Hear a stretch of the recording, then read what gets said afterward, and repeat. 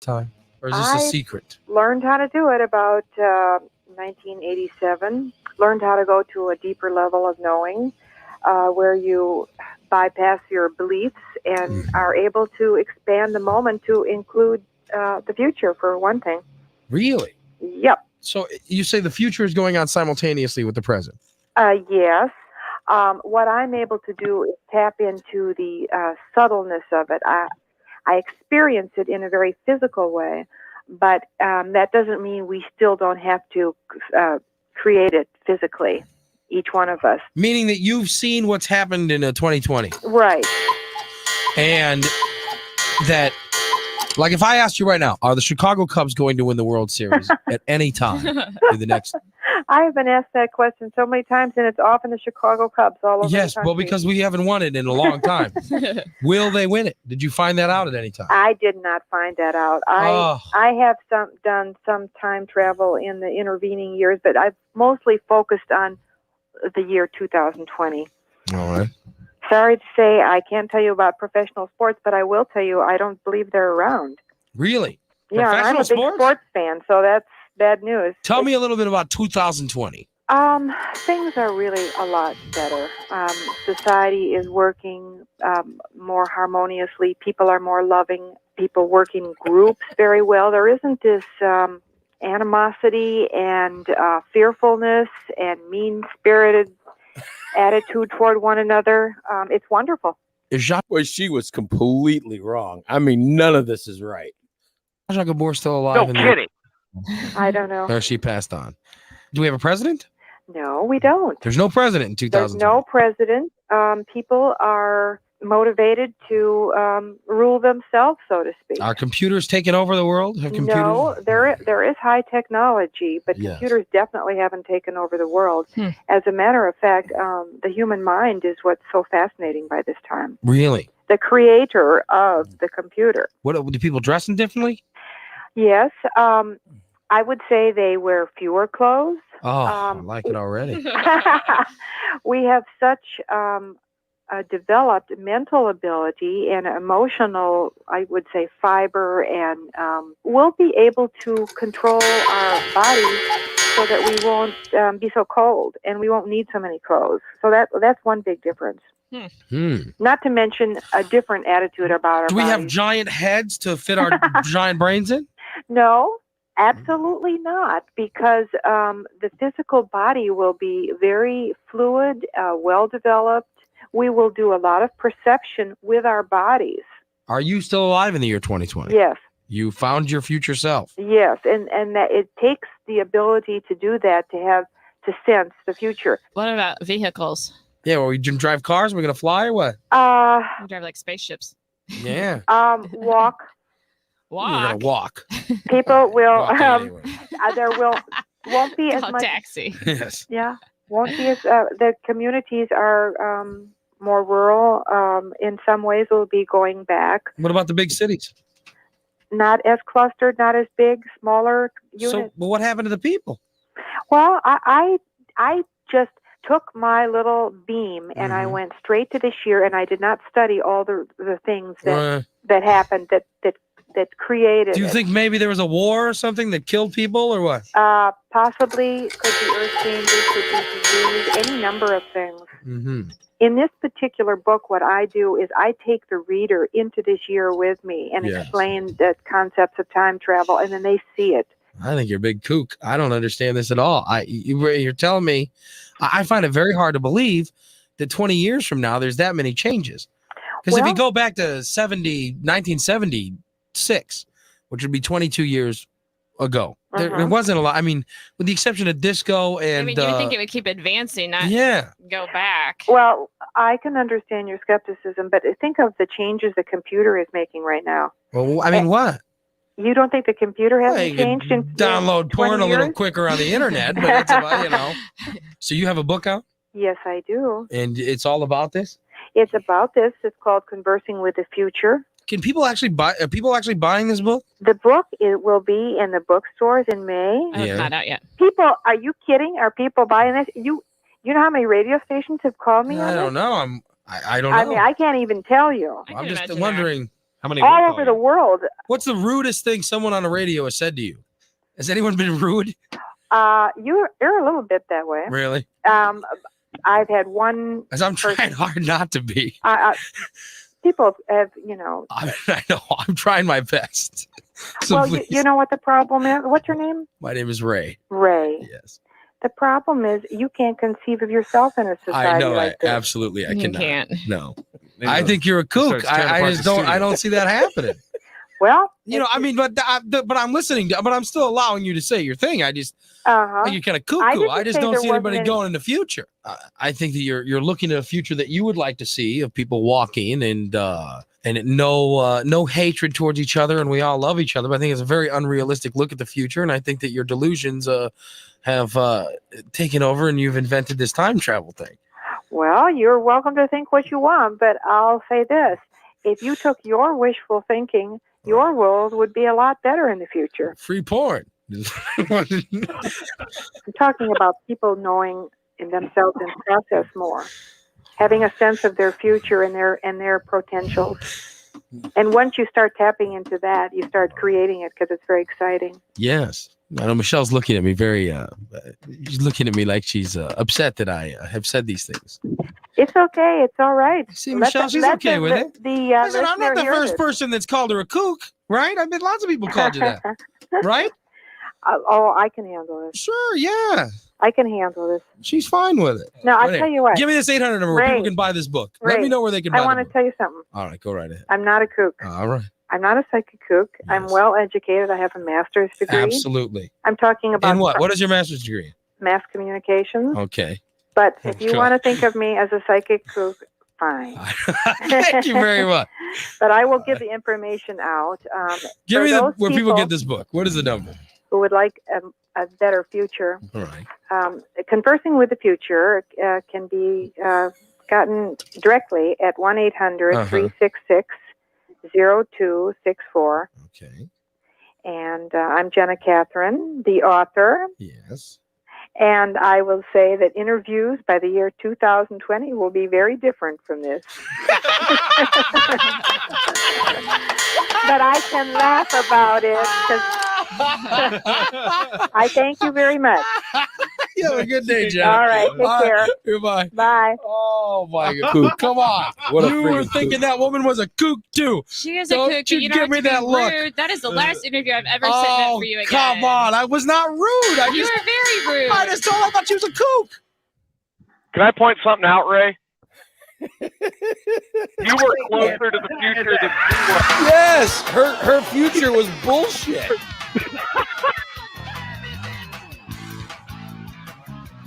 I knew what 2020 was going to be. Exactly that shit mess it was. But we've got free porn. Yeah, we didn't get free porn, yeah. The alarm clock screams and there's a cat butt in my face. I don't want to get up and face the human race. I take a shower, I take a pee, I drink some coffee, watch some TV. But nothing seems to keep my eyes open. Nothing seems to get my blood flowing. Called up a friend of mine and asked what lights a fire under your behind. He says he spells relief, R-A-Y-L-Y-T-L-E. Have no fear, the gang's all here, so clean out your ears for the morning disaster. They got gas, 10% testes, and rock and roll piled up to the rafters. They're really immature, and there's no cure, but they'll be your favorite podcasters. And it's Ray Lytle's Morning Disaster. And it's Ray Lytle's Morning Disaster.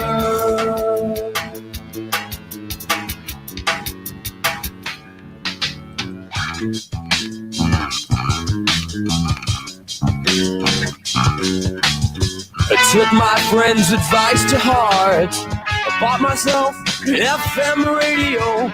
Now every weekday starts with a visit from the Morning Disaster Show. And now I spell relief, R-A-Y-L-Y-T-L-E. Have no fear, the gang's all here, so clean out your ears for the Morning Disaster. They got gas, breasts and breast and testes and rock and roll piled up to the rafters. They're really immature, but there's no cure. But they'll be your favorite podcasters. And it's Ray Lytle's Morning Disaster.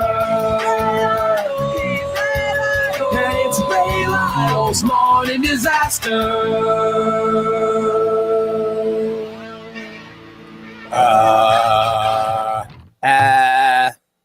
Welcome, everyone. It is Ray Lytle's Morning Disaster. I am Ray. It is so good to be here on this Tuesday morning. We started with playing a. We started this playing of a replay from 1997, I believe, where a woman said that she could sense what was going on in 2020. All right. And she told us what was going to happen in 2020. None of it sounded like what the hell happened in 2020. Not a damn thing. Not a thing. I mean, TJ, you heard the whole replay, right? None of that was in 2020. None of it. Not a thing. It was all a bunch of more animosity. There's still a lot of clothes, and we have free porn. You were closer to being right. Yeah.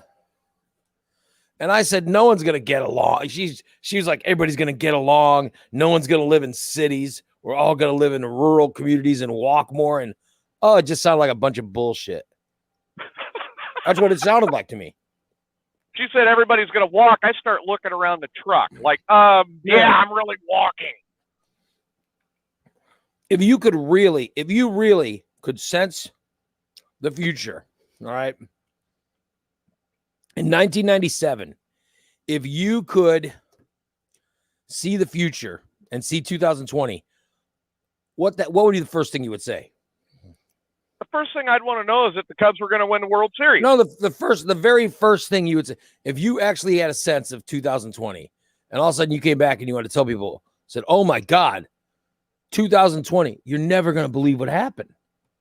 And you would say, number one, there's a pandemic, and number two, Donald Trump. Yep. Should have mentioned either one. Donald Trump fires a bunch of people up to try to take over the Capitol. That would have been the biggest news. No, should have mentioned it. Jesus. Oh, people will be into walking more. You freaking hippie. Freaking hippie. So full of it. Yeah. So I listened to that. I listened to that classic replay. Woman thinks she knows what's going on in 2020. Unbelievable. Hey, Nick. What's up? What's up, buddy? Hey. What's happening? Hey. Super. Hey. Super. Super. Now I'm Jim and Sugar Bear. Oh God! Now I'm doing Sugar Bear doing the Jim voice. Hey, oh well, super. Yeah. Yeah. Oh my goodness, what a day! Can't get enough of that super golden crisp. Sorry. You know. I got to be honest. Has anybody bought some golden crisp because we do the Sugar Bear impersonation? I almost did. You know, I've been thinking I don't think I've ever had it. I don't think I've ever had Golden Crisp. Have you had or Sugar Crisp? Have you had Honey Smacks? No, I've had Honeycomb. Okay. What's a Honey Smacks? It's kind of the same thing, but their mascot is a frog. Oh, yeah. I think that's Kellogg's version. How have I never had this cereal? Seems to have been around for a long time. I don't think I've ever had it. Huh. Yeah, but I want to try, but I do want to try some. You know, I don't think I've ever tried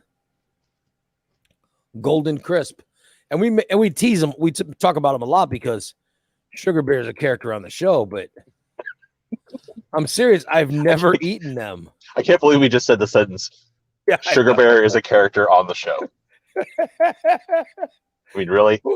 He is. You know, I mean, I'm perverted, but yeah, it's true. It's Hey, true. Hey, you know. when do I start getting paid? Sorry, Sugar. after Yeah. the rest of us.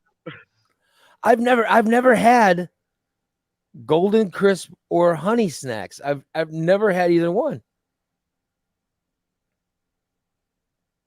Let me ask you, everybody out there listening, okay? What is something that's been around forever and you've never tried it? You know what I mean? I mean, literally, this Golden Crisp, this stuff has been around for shit. It's been around for 50 years, and I've never If not longer. Yeah, maybe longer. I've never tried it. So what is something that's been around that you've never tried? That you fully know about it, but yet you've never tried it. Holly says Spam. You've never tried Spam? Oh, it was a staple in my house. Holly didn't grow up poor enough. Let's try. Poor people have all tried Spam. But now it's expensive. Yeah, is it? Yeah. When I was Now a you got to kid, put the generic Spam to get down to the old price. You gotta get Hormel's Treat, which is their version of Spam. Yeah, I'll be damned. No. it's not as good.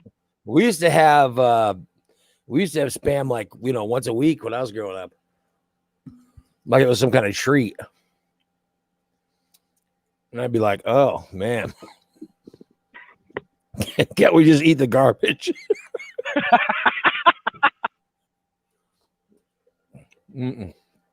Tyler says Count Chocula. Oh, Count Chocula is good. Yeah, I like that. Summer says liver. Oh, I've had liver. I just hate it.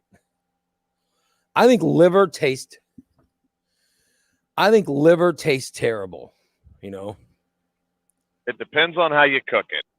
Dude, I'm telling you, I have never, ever had good liver. There's never a situation, and I've had it so many different ways. I've different pâtés, and liver's never good. You've had good liver? I've got a recipe that I'll make liver with that I think it turns out really good and I enjoy it. But I'm the only one that can cook it. What is so hard about cooking it? Well, I mean, at first I bread it, fry it, bake it, and then it goes into like a sauce with some onions and like a mushroom sauce. What else do you eat with it, Hannibal Lecter? Yeah. Some fava beans, some eyeballs, and a nice Chianti. Kathy says green pea soup. I've never had green pea soup. It sounds disgusting. I'm having cantaloupe now. And it tastes wonderful. Good cantaloupe. Remind me to bring you some of the Asian cantaloupe when it comes out of the fields this year. You'll love it. I like cantaloupe. Mm-hmm. Instead of like the brown, it's a white rind on it, and it's 10 times sweeter than regular cantaloupe. Really good. Fat 420 says he's never tried squirrel. Squirrel is not something you can go to the store and buy, dipshit. Squirrel. No, you're not supposed to eat squirrel. Squirrel is not a meat we eat. You know what I mean? Wouldn't you agree, Nick? It's not a meat that we are supposed to eat. You're not, We don't look at squirrel and go, that's good. Just like you don't look at an elephant and go, oh, that's good. Well, it's not an animal you would say, I would like to eat all the meat off of that tiny little animal. Yes. It really isn't. I mean, I think it's really weird that we eat all this meat anyway, but what? Squirrel's pretty good. There's the hillbilly. I knew it. Hey, I knew the hillbilly. I knew hillbilly TJ would show up. Hunter. I am a hunter. I knew hillbilly TJ would show up. You know what? If the apocalypse happens, by God, I'll be able to eat. I'll there's plenty to eat. If apocalypse happens, I'll just eat lettuce. Eat squirrel like a hillbilly. I should have known. You'll eat deer. If I'm forced to, yeah, it's not my first choice. I will eat venison. I have eaten venison. It's not my first choice. I don't say, ooh, I want a venison steak. No. It's never my first choice. And I'm sure you've had rabbit. I see what Terry's saying. I've had that, Terry. That's fabulous. That's fantastic. It's one of my favorite foods. Yeah. I'm just saying I don't want I would never eat squirrel. Ever. Ugh. What's wrong with you? Now, raccoon is horrible. I knew. Which one's the hill? If I had to guess which one was the hillbilly, I would have guessed you right from the start as to which one of us have eaten raccoon and squirrel. Yeah, you've lived in the city too long. That's all there is to it. Friggin' hillbilly. Yeah, okay. I bet you had you had squirrel. Yep. Possum. Yeah, have you eaten possum? No. No possum. Yeah. You know TJ's eating some possum. No. I bet TJ's eating possum. Now he just doesn't want to talk about it because I gave him shit about the squirrel. I have not ate possum. No. I see Rocky is here and El Pufferino, El Puff Daddy is here as well. Should put the hat on backwards. Or to the side. I don't know what they do. Maybe they do wear it forward now. What do I know? Possum horseshoe, I'm sure, is delicious. That's a man that's never eaten possum. Fries on top. But don't they have possum in cans? Don't they actually serve some possum some places? Well, probably in the South or I would have been Missouri. But yeah. I'll tell you what, it's better than Nordfog meat any day of the week. We know which person on this show is eating a squirrel. Armadillo. Yes, I have. And a raccoon. I've ate raccoon. It was horrible. I mean, why? Raccoon is very tender. I just don't know why anybody would eat it. I didn't even realize what it was. It was. You want to be a true family member that killed it. It's like try this. So I tried it. And I'm like, yeah, you want to be a hero in your family. He skips Foodorama at the fair and goes straight for the alligator stand. You don't want to be a hero in the family. You want to be just part of the family. That's a part of the family thing. Like you think the whole family, the rest of the family was eating squirrels. Like in your culture, how people will put big hydraulics on cars and things like that, make them jump up and down. It's an issue. Like I would never do that. I mean, I just think that's stupid. I would never do that. It's called "Don't Knock It Till You Tried It." I tried it. I could knock it. It's no. I just don't feel like I need to try any more meat. I've got it. I'm good with that. If I'm going to try some new stuff, it's probably not going to be not until that synthetic meat comes out. Yeah, I'll try synthetic meat when they finally make it. I'll try it. Sean, what's the meat you won't try? Oh, gee, there's a long list. I'm not ready to try goat. I've had venison, but I don't know what I'd prefer not to. There's that whole weird, they're animals, but yet I want to have it separated. Take that animal, put it on a patty, and then when you say deer, It just helps me imagine the animal. Somehow, a hamburger, even though it's clearly from a cow, I can just kind of dehumanize isn't the word, obviously, but I can somehow separate it from the. I hate that I eat cows. Debovinize. I hate that I eat them, but I do. I just that's what I'm saying. That's why I don't feel like I need to explore any more meat. If I'm going to try some new stuff, it's going to be I don't know what actually. That's why I'm always eating the same 4 things. Mm-hmm. Yeah, fish is good. Somebody's talking about alligator in the chat room. I've had alligator. That's really just kind of chewy. Yeah. See, I haven't had alligator. Yeah, and I like the alligator because alligators can kill you. Alligators can, bite people's arms off and stuff. So I didn't feel as bad eating the alligator. It's like a revenge snack. Right. Yeah, they have that at the fair too. You know what I mean? They have stuff for you to sample alligator at the fair. This one's for Amos Moses. Come on down to the Everglades County Fair. We got people on a stick. Oh, I just have no desire to eat, And they're making fun of me in the chat room.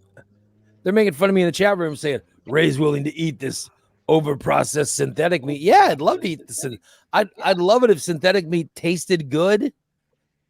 I would love to eat that instead of eating actual animals. I'd love to do it. Ray will want to try Soylent Green next in the chat room. Good We're Lord. the people, bad people. Yeah. You say we eat Green is people. Rage is not people. I have a problem with Soylent Green is like old people or random people or somehow government threat people. If it's actually like bad people that you're going to execute or something anyway. So you would really eat. Want to hear my horrible suggestions back, whoever's echoing.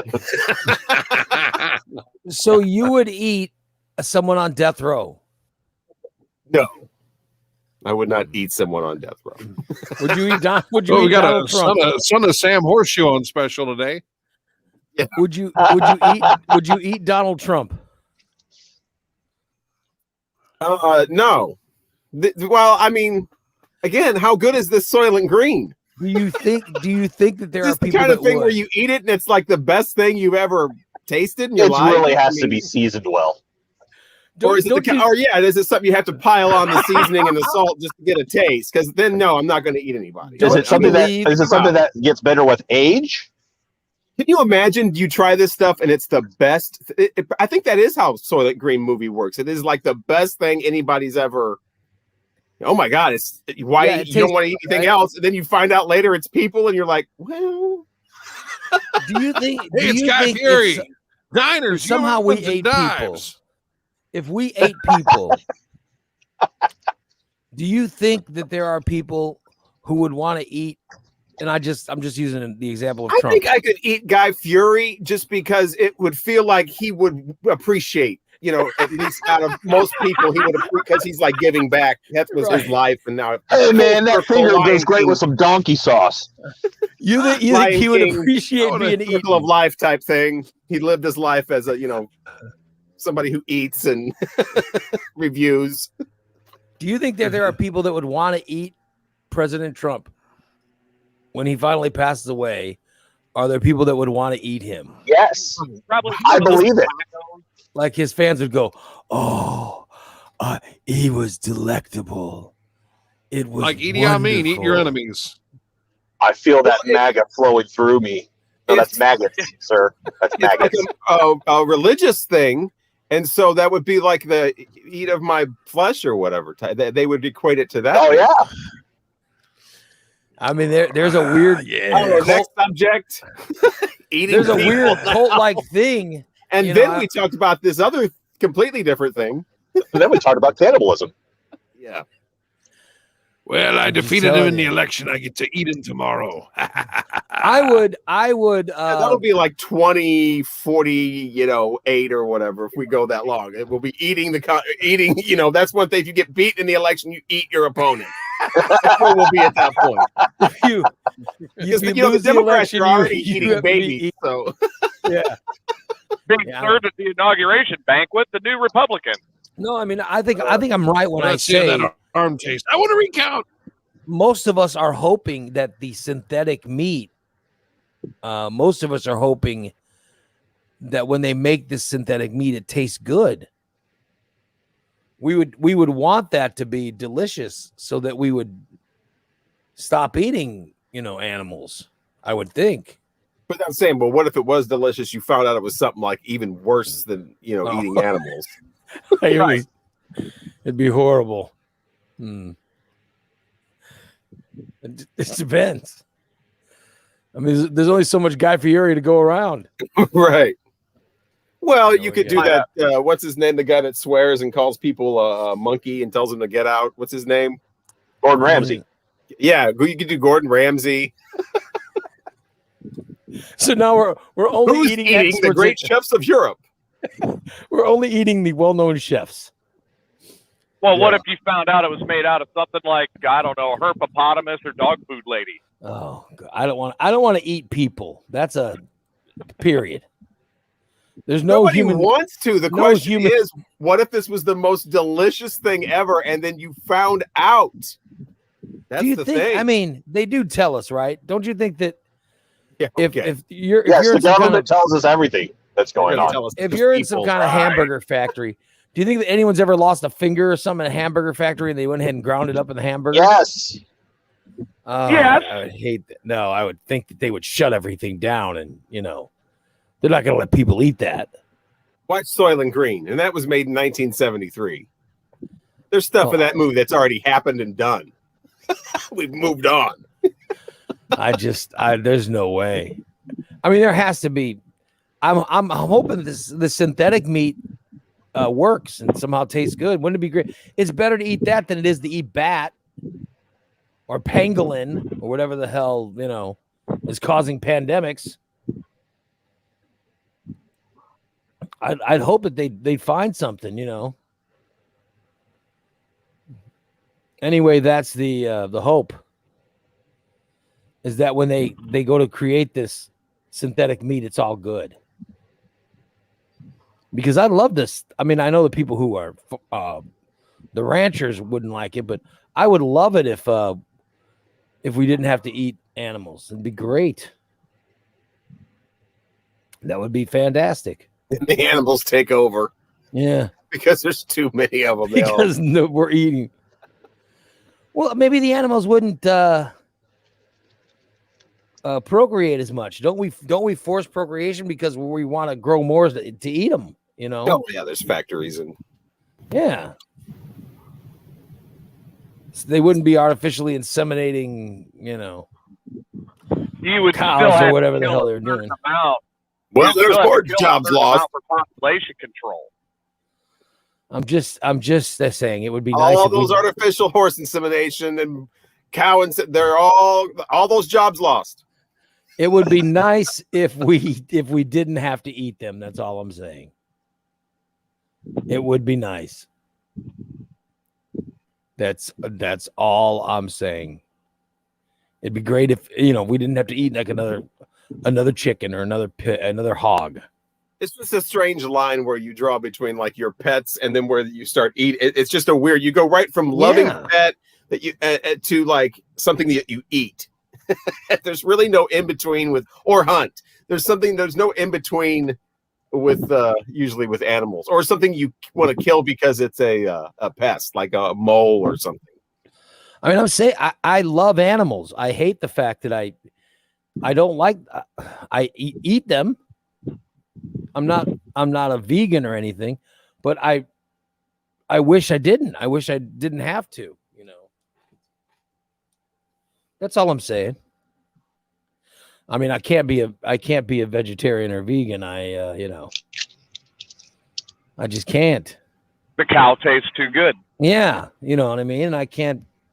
It would be nice if there was something else. That's what I mean. If this stuff that Bill Gates was talking about, fake meat or whatever, I'd love it if I could eat some of that stuff. That's all I'm saying. I think a lot of people agree with me.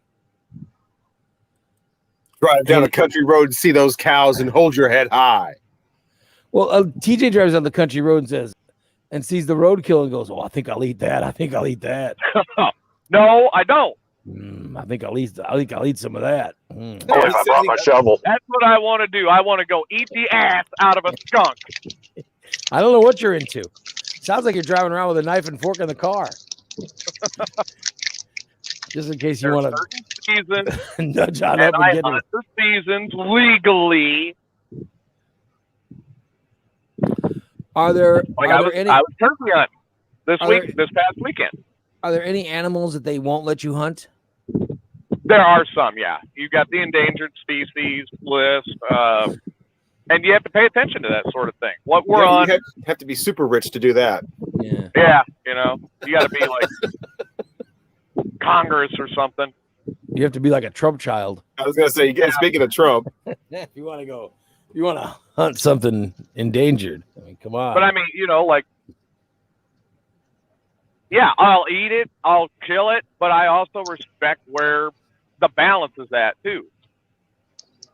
And there's a balance for everything. I mean, you admitted to eating raccoon. Yes, I have. You've admitted to eating raccoon and squirrel. Squirrel is really good.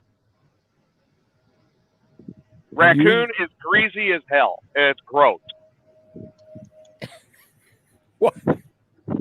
Why did you eat it then? What about duck? I tried it. Duck has to be cooked a certain way to actually be right. Okay, because I've had duck before and it was just mealy and gross. I had duck at a restaurant. And it was actually really good. See, I had it at a restaurant. The thing is, with duck à l'orange, you got to stuff the duck like you would a turkey with oranges, and you have to suspend the duck in the oven to let the grease get out of the duck. Then why don't eat an orange then? Yeah, eat an orange. I'm with you. It's like those people that have seafood and they just want to okay, well, you get 6 pounds of butter and just drop it in the butter and get as much butter as you can on it. Get that nasty seafood taste out of there, and then you eat it. Yeah, I have butter.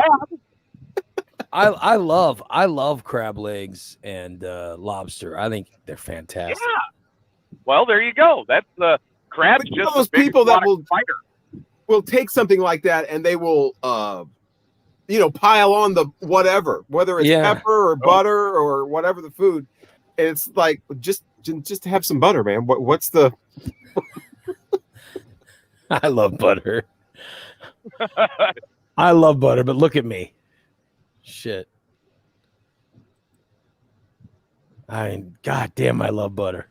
Now, this is how bad. Now all I'm thinking about is butter. And real butter too, not the. Yeah, I don't want margarine. Not the butter that's made of people. I grew up with margarine, and when I finally started buying butter for myself, when I moved out, I said, "No, let's just buy some butter." And actually started tasting actual butter. Wow. Yeah. I never went back.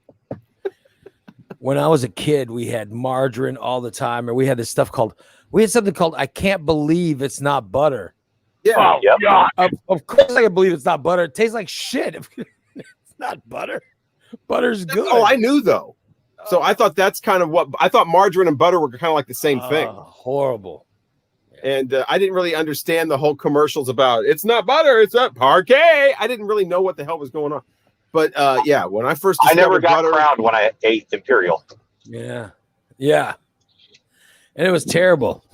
Terrible. We always had those big ass tubs of Country Crock. Yes. Because it's super cheap. It's all cheap food, As soon as I got out of my house and started living on my own, and had an extra $1.50, then I could buy sticks of butter. And I'd be like, that's what I'm saying. When I got out on my own, I did the same thing. I bought butter because somebody said to, and I'm like, oh, and I've never had margarine since for 30 years. Amazing. I'd go to restaurants sometimes and they want to serve margarine. I'm like, we're never going back here. Put it on a list. We're done. I'm serious. Yeah, I'm serious.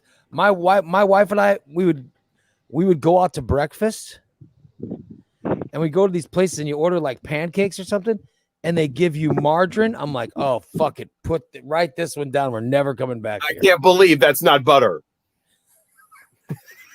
I mean, that was horrible. Oh, Yeah. terrible. But then you find out what the margarine's made of, and yeah, I was cancer.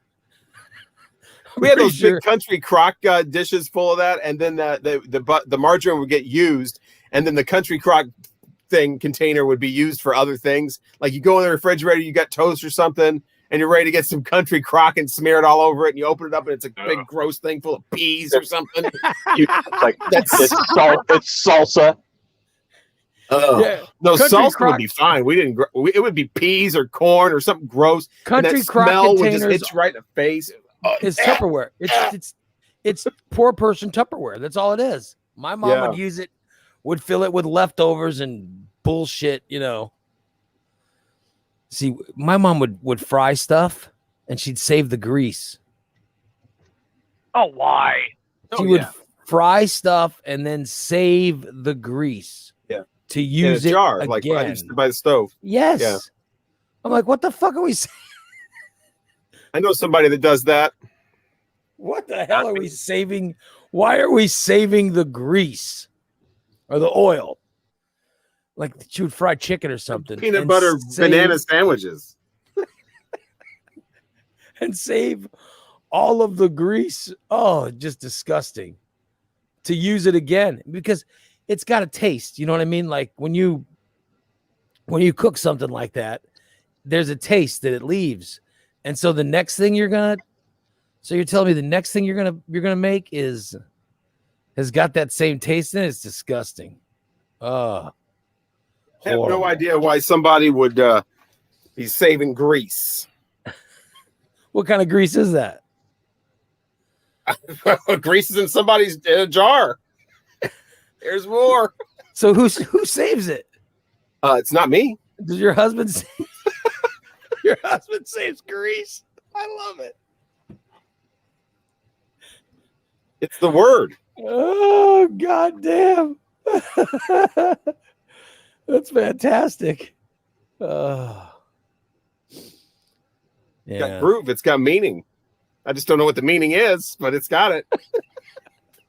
The meaning is where's it feeling? I don't know the words that well. It's got groove. It's got feeling. I don't know, man. My mom would do that shit. She would have she would go to make something else, and then she'd like some type of particular grease would be used. I'm assuming that's why there's 3 jars because there's different types of grease. I get done with a turkey fry or a fish fry, the oil goes out. Yes. God.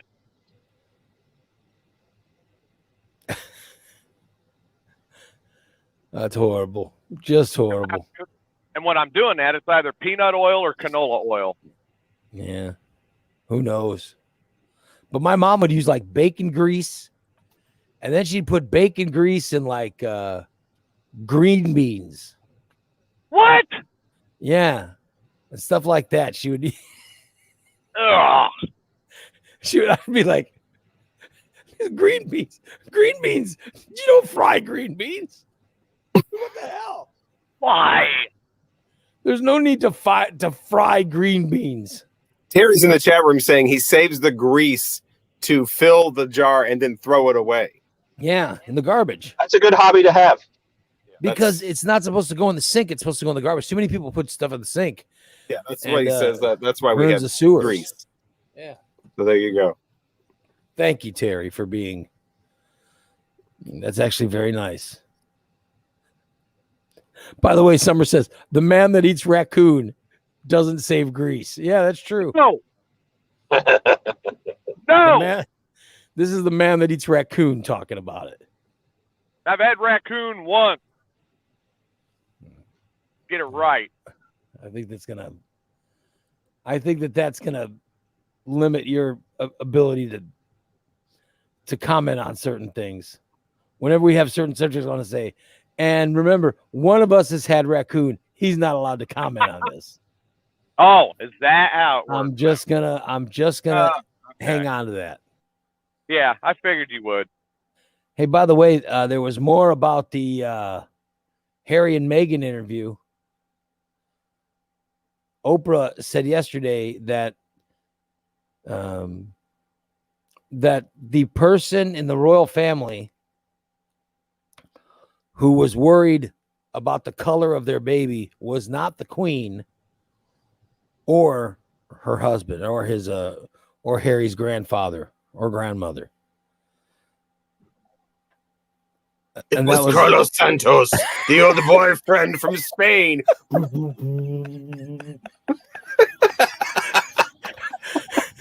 Saying it was definitely not the queen and not her husband. So it's looking more and more like it was Prince Charles, right? Am I crazy? I mean, that's obviously who it was. Isn't he kind of? They're saying he's kind of the one that spearheaded the whole. We're going to take the security away from the infant. Well, yeah, and he's the one who. I mean, Harry said that his dad stopped talking to him. So we got that. No, I guess they. Did you see that? Yeah, the Queen actually saw the interview with Oprah. And immediately went into some sort of reaction, like calling meetings and bitching about stuff. So maybe who knows? I'm saying maybe some things will change. I mean, maybe something. I remember good. royalty, reading about royalty in like high school or whatever, and somebody upset somebody, some literally heads roll, literally.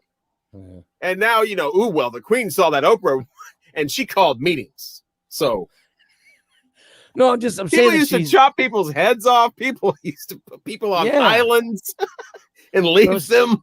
I'm saying that from everything I'm reading, she's really pissed. I don't know what that means, but.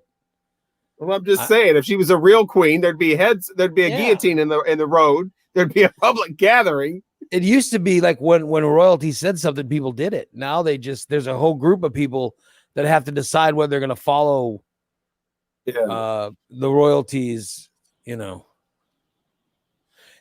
let me point this out. Now conservatives here in the United States have decided that they don't believe Meghan. It's the nuttiest. It's the craziest thing, and British conservative journalists are also doing. Like Piers Morgan. Did you hear about Piers Morgan?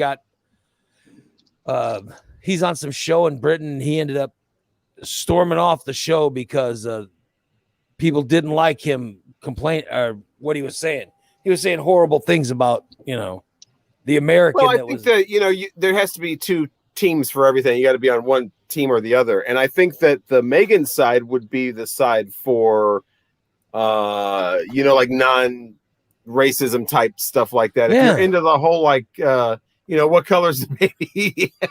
Yeah, I mean that's represent our royalty and all that, then you're going to be on that side. So I think it just naturally just goes that way. Like even Fox News here in the United States, Fox News, which by the way, we're not British. We don't have a queen. It shouldn't matter so much to us, but yet the Fox Newsies did a big segment on it. Hold on, I want to actually. America has fostered a free and accessible internet that grows our economy. Wonderful. Thank you, America. Let me play this bit from Fox News. Great. And you can hear what they're going to say about Meghan. It's unbelievable. Why? I don't even know why we should matter. Well, you got to establish your teams. That's all it is. It's just more of the whole, we're going to play to our. To the bombshell interview, Thomas Markle making it clear he does not believe his daughter's allegations of racism within the royal family. Listen. This whole thing about color and how dark the baby is all I'm saying is it could have been just a stupid question. Well, Thomas Markle says he has not spoken to Meghan in about 4 years following royal. I wonder why. Yeah, because she said he was racist, right? Yeah, if you typically will downplay racist accusations, you're going to kind of just naturally be on one side, and that's what they're going to play to. I think that's of course they're going to do that. He was a Trump supporter, and she said he was a racist. That's why he wasn't invited to the wedding, right? would like to And by the way, he's right on Fox News. Talk to her again. Now, several claims the couple made during the tell-all are now being called into question. Harry and Meghan revealing they were married in a private ceremony 3 days before their $43 million taxpayer-funded wedding. But a vicar for the Church of England writing in a now-deleted tweet, "You can't get married twice." So what was the thing 3 days before? And if it was a marriage, what on earth are we doing playing at prayer, holy matrimony for cameras? Markle also suggested racism was at play when the royal family decided not to grant son Archie the title of prince. But under royal convention established in 1917, Archie was not given the title since he is the great-grandson, not the grandson of the reigning monarch. Meghan suggested that the rules were going to totally change for Archie, so he would never become prince. Buckingham Palace has not responded to that so far. This interview has been met with royal silence, guys. It has indeed. All right. Thank you very much. I just saw a headline on the Daily Mail, and it's a reaction from Meghan's father, Thomas Markle, who said, "Hey, I never played naked pool or dressed up like Hitler," which are two things that Harry famously did. Remember when TMZ had those pictures of Harry scampering around naked in Vegas? And then, of course, there was that costume party. Very embarrassing. Well, Miranda Devine with the New York Post, she had a reaction to the Oprah interview. Listen to this. Notice how he ends his segment by telling you how you should feel. Yeah, I'm telling you, it's crazy. It's Fox News. That's just journalism. To the throne, 20th which is person Prince journalism. Charles, Harry's father. It's become a conservative versus liberal thing. It hasn't become that. It's Of always course it been has. that. I mean, It's just nuts. It's Why are- nuts. is anyone surprised except for Ray? No, I'm not surprised. I just thought that maybe people who don't live in England, and yet Meghan Markle is an American girl who married British royalty. And because she's an American, her child is not, I guess I'm not looking at the color of it as much as of the fact that he married an American and all of a sudden they're not giving the same things to them as they are to the other son who married someone who is British. And I would think that people who are American would have problems with it. But no, it turns out that, of course, it's become a conservative liberal thing here. But we're talking about a family that really has no bearing on anything anymore. Yeah, you're right. Yeah. Except it's 100% show business. So, of course, that show business aspect is going to work into the show business entertainment aspect of the current state of journalism. And you're going to have your two tribes. And that's, and that's been going on for a while with the royal. What has the monarchy done for England? Exactly. Tourists, yes. Used to be American tourists had to go. I was planning my trip to first time I'd ever been out of the side of North America. I was going to go to before the whole pandemic. I was going to go to England and for the like I said, for the first time ever. And I spent like months and months researching it and whatever, watching all kinds of videos on YouTube and reading all kinds of things and whatever. And the more that I would go there, I wouldn't go do any of that stuff. I don't care. I wouldn't see Buckingham or however you're supposed to say it, Buckingham Palace. Well, there's a certain way that you're supposed to. It's not Buckingham. It's Buckingham. But yeah, Buckingham Palace. I don't care about changing guards or whatever the hell that is. I wouldn't go to Beefeaters. Pubs and stuff like. Yeah, I mean, I don't. It's not interesting. I would stalk Kate Middleton. My wife and say it sister right now. went to London. They went on a vacation to London, and I didn't want to go. And then my sister goes, "Well, we're going to go, and when we come back, you're going to hear all the stories, and you're going to wish you would have gone." And so my wife, yeah, my wife goes with my sister, and they come back, and the first thing my wife says is, "You would have hated it." She says, "There's nothing about it. You would have." She goes, "The food was terrible. Yeah. The chairs were too small. Everything's cramped." She goes, "You would have hated it." And I said, "Yeah, you're absolutely right. I would have." My whole thing with all of it would be based on, if I'm being honest, just being such a rock music fan for so long, and that's where all the good stuff comes from. And it would be that, and just being there and experiencing this England that I've heard about for so long and whatever. And no, the food would be horrible. The weather's horrible. You have to walk it. Pretty much everything that I heard through all my research that went, to no use. All these American kind of conveniences that you don't think about, where it's like boom, boom, boom. That's what, you would be inconvenienced a lot. The coolest thing my wife did is she went to Abbey Road, and some of that stuff was cool. Everything else was bullshit. Everything else was bullshit. Time that week. Yeah. It was just, to me, none of it looked fun. Which, by the way, if you're in England and you're driving on Abbey Road on that walkway where I don't know if people know what we're talking about when you say Abbey Road, but the famous Beatles. She went to the studio, but also the walkway. Yeah. Yeah, the walkway is right outside. I'm just saying that Londoner or Englander is getting so upset. It's like, well, then don't drive on that road. Yeah. I mean, take an alternate route. Right. Yeah, I don't know. It didn't look good to me. Nothing about her trip to England looked like anything I would have, enjoyed. Yeah, I don't think you would not enjoy England. I don't think. I think my daughter wants to go, so maybe my wife and daughter can go, but I'll be staying here. I think you would more enjoy like Cancun type, Virgin Islands. Yeah. I'm not a big traveler. I think you'd like Hawaii, from what I've heard about Hawaii. But I'll be honest, I hate flying in planes.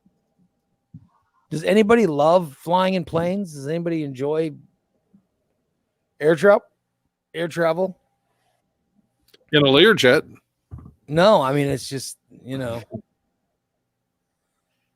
I was a hoot, Learjet. I've been on all of them. Dick Levi's Learjet. No, I was on a private jet before, and I didn't like it. I'm just not a fan of air travel. And regular, I've sat in first class, coach. All of it's uncomfortable. I'm just not a fan of air travel. I could not imagine taking a flight somewhere where it's a long time. Do you remember when we were invited to go to, where was it? Japan. Remember?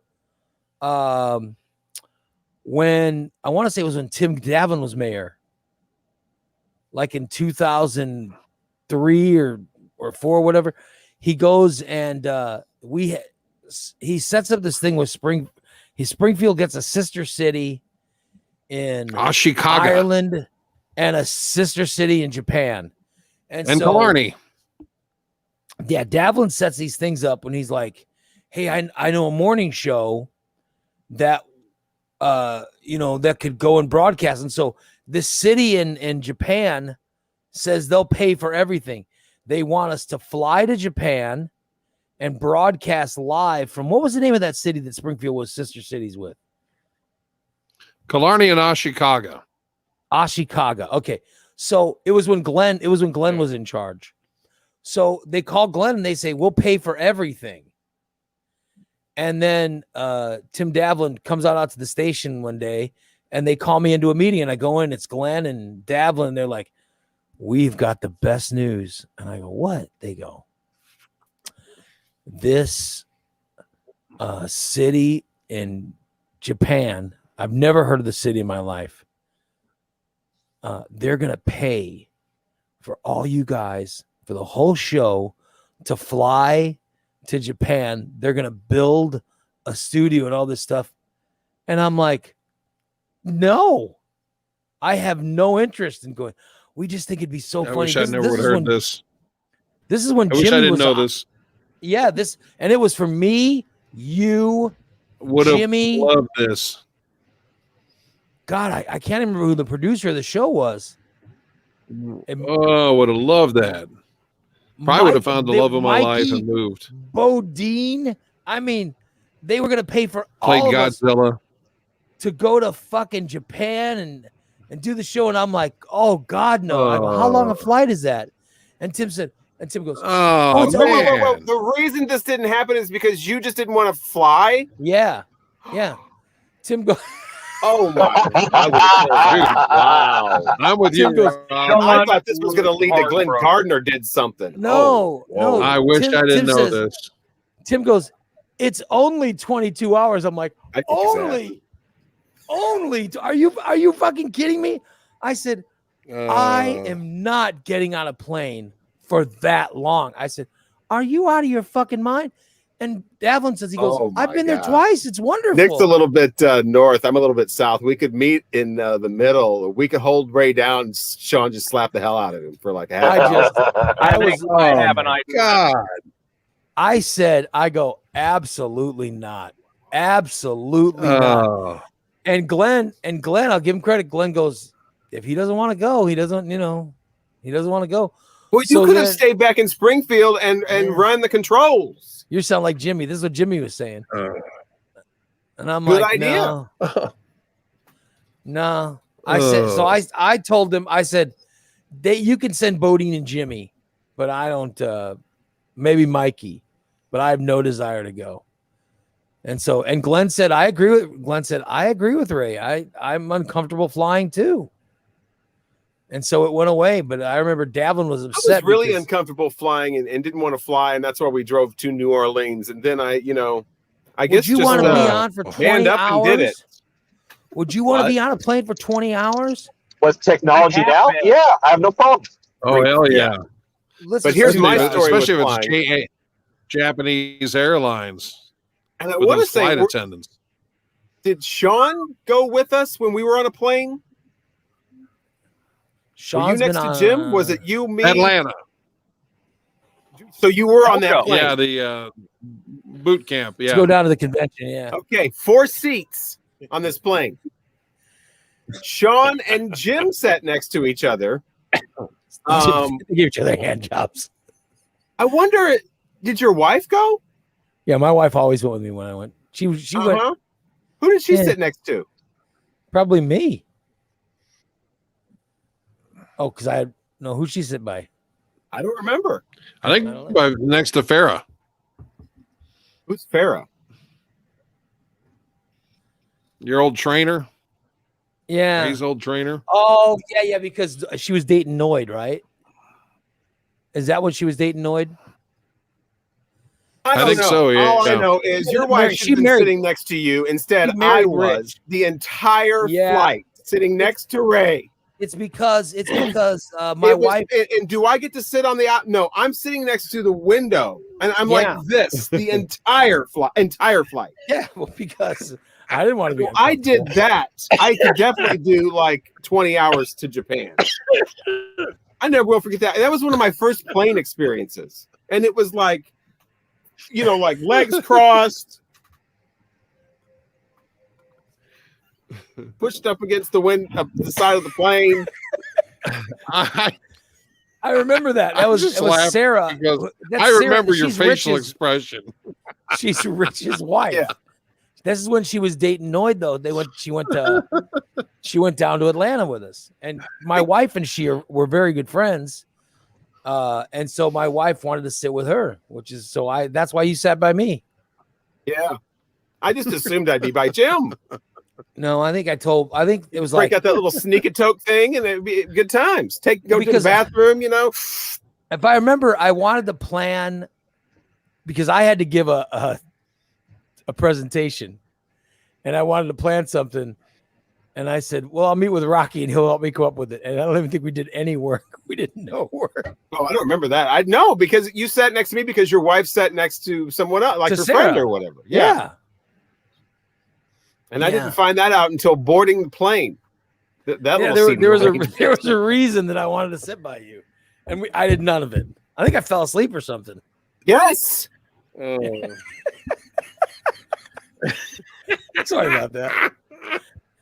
So, Sean, you're upset finding out that I turned down the trips to Ireland and Japan? Oh, totally, man. I would have loved that. I'd love to see the world. The only thing that wrecks my seeing the world is my my back issue. The Ireland flight was only like 6 hours, and I didn't want to take that. I'm nuts. I'd love to see things. With COVID, especially seeing things in Ireland. Yeah, I thought about renting a car and driving through New York because there's so much you can see in New York with the streets, basically empty at one point. That's kind of stuff, that's kind of stuff that goes through my head. I'd love to see the world, but not exactly built for it. Like Western Europe, like Rocky said, the seats are small and they see an American, giant American come in, everybody in Europe would stare like, oh my. Well, I don't know how it's going to be after the pandemic, but right before the pandemic and, a few years before that, it's really kind of, if you watch newer videos of places like major cities in like England or Germany or whatever, it's so American. There's Americans everywhere. Everybody's walking around in jeans and tennis shoes. And from what I remember, taking German in school or whatever, that's how you could always tell the American is because they'd be the only one without hard shoes on. Yeah. But now everybody's walking around in tennis shoes and we've caught on. We're like a virus. We turned the whole world into white trash. Tyler says Sean looks like he wants to reach through the computer and kill Ray. You're really angry about this? I tried to arrange an ass kicking. Deserves something. Yeah, I was like, fuck no, I'm not going to Japan. And so Tim goes, well, what about Ireland? I go, what? What about Ireland? I said, no, I'm not going to Ireland. That was what I was going to say about Ireland. I've heard that Ireland has colors like, green that can't be translated yet in a like a digital way or something. You have to be in Ireland to see these colors with your own eyes. They can't. Oh, that's crazy. And guess not. I know. I had no desire. There was a city. Wow. There was a city that was our sister city in Ireland. And Dad was talking about it. But I go, how big is this city? Okay. And he said, and the smaller the better. Then you get real Ireland. You don't want to go to some big Irish city where the Burger By King. the way, well, you would. It but was a small city. And I go, oh, fuck that. No, I wasn't interested in that. I don't want to go broadcast from there. If you go to Ireland, you want to go up into Northern Ireland. Stay out of the 5 counties. Yeah, no, didn't want to go. Had no desire. I'm glad I just lost my arm to a bomb blast.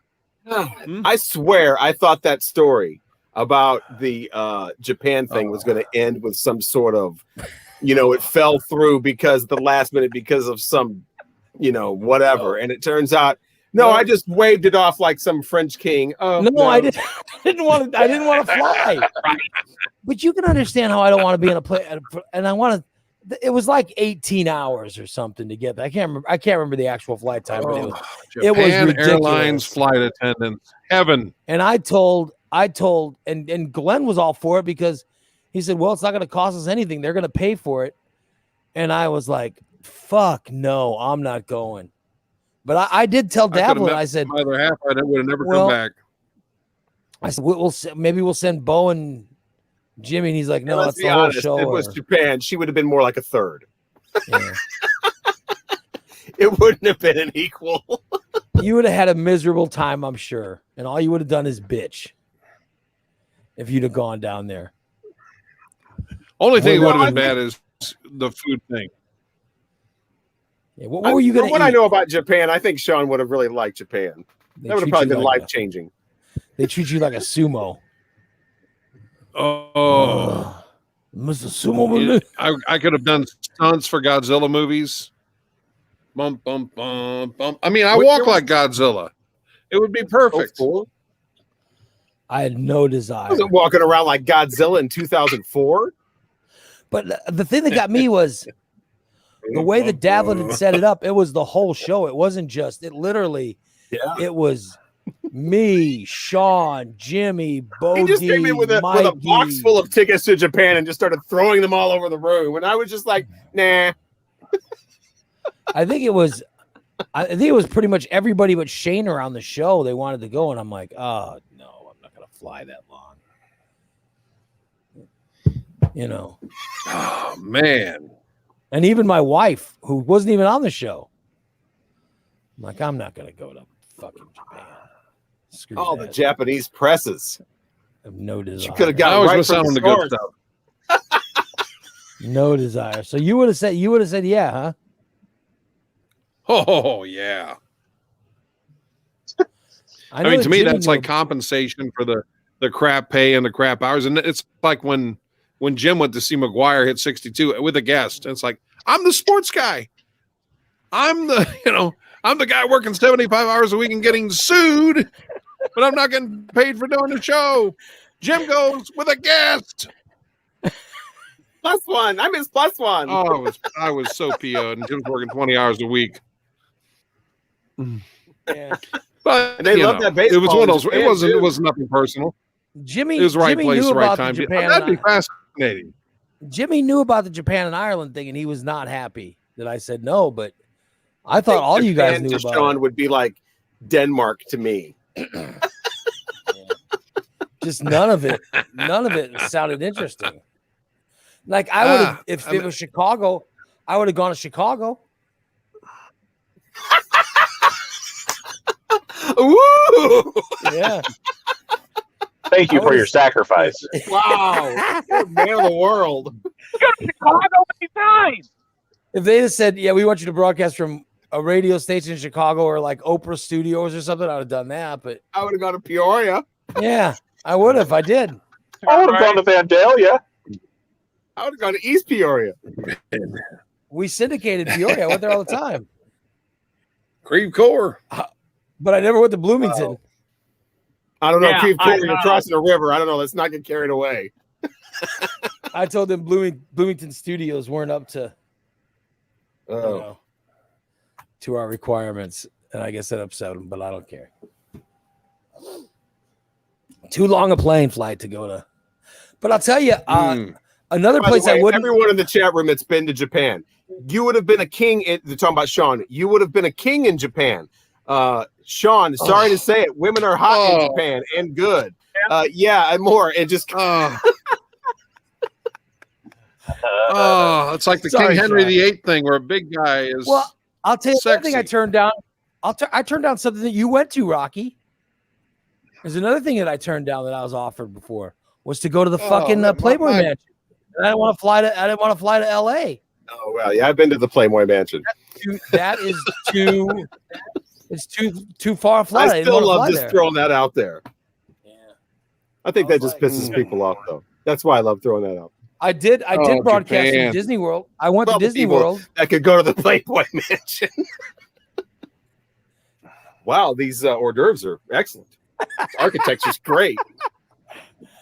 I went to Disney World Yes. because it wasn't that long a flight. These are some solid floors. This is a real mansion. Yeah, I'm just not a. My wife has wanted to go to Hawaii. Too long a flight for me. My word, that woman speaks at a fourth grade level. Unexpected. Didn't you go to Jamaica? Yeah, I went to Jamaica's not that Japan. far a flight. Oh, okay. Jamaica's not that far. The longest flight I've ever taken was I went to Puerto Vallarta. That was sort of a long flight. And I wasn't a fan of it, you know. I just don't like being on a plane for a long time. It's just not, you know.